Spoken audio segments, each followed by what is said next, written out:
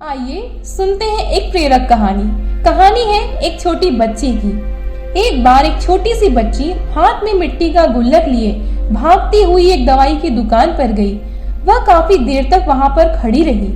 उसने दुकानदार को कई बार बुलाया, लेकिन दुकानदार का ध्यान उस पर गया ही नहीं, क्योंकि वहां पर बहुत भीड़ थी।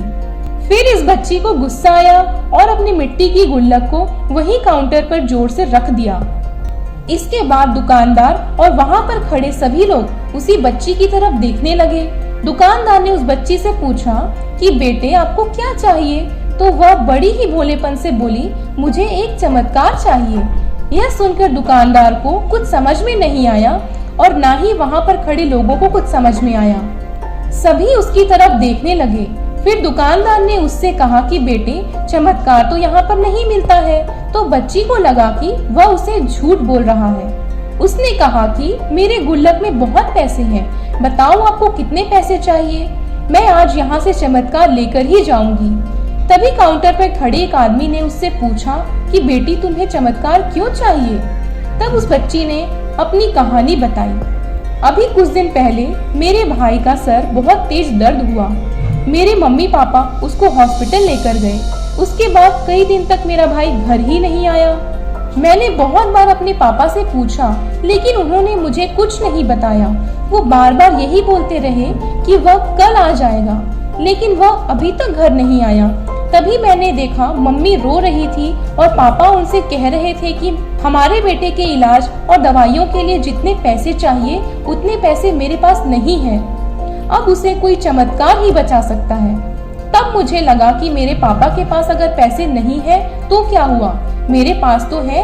इसलिए मैंने जितने भी पैसे जोड़ रखे थे वह सारे पैसे लेकर मैं इस दवाई की दुकान पर आई हूँ ताकि चमत्कार खरीद सकूं।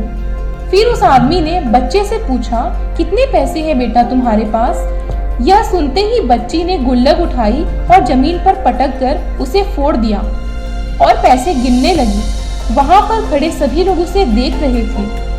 थोड़ी देर बाद उसने सारे पैसे इकट्ठे किए और बोली, मेरे पास पूरे 19 हैं। वो जो आदमी वहां पर खड़ा था वह थोड़ा सा मुस्कुराया और बोला कि अरे तुम्हारे पास तो पूरे पैसे हैं, इतने का ही तो चमत्कार आता है। यह सुनकर बच्ची बहुत खुश हो गई और बोली, चलो मैं आपको अपने पापा से मिलवाती हूँ। बाद में पता लगा वह आदमी आम आदमी नहीं था, बल्कि एक बहुत बड़ा न्यूरो सर्जन था और उसने सिर्फ 19 रुपए में उसके भाई की सर्जरी कर दी। उसका भाई कुछ दिन बाद ठीक होकर घर वापस आ गया।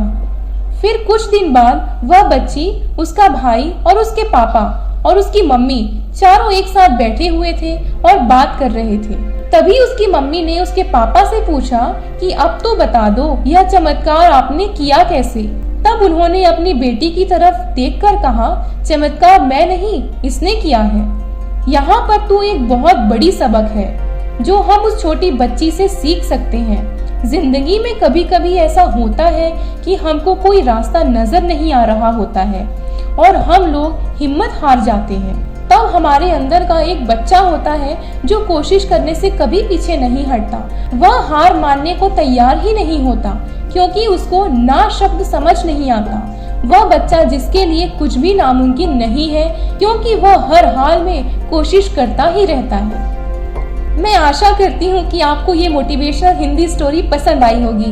इन कहानियों को सुनकर आपके अंदर कुछ कर दिखाने की इच्छा बढ़ी होगी। अगर आपको इस तरीके की मोटिवेशनल कहानी पसंद आई है तो इसे अपने दोस्तों के साथ शेयर करें जिनको इनकी जरूरत है। जय हिंद, जय भारत। इसी तरह की कहानी और सुनने के लिए हमारे चैनल को सब्सक्राइब करें।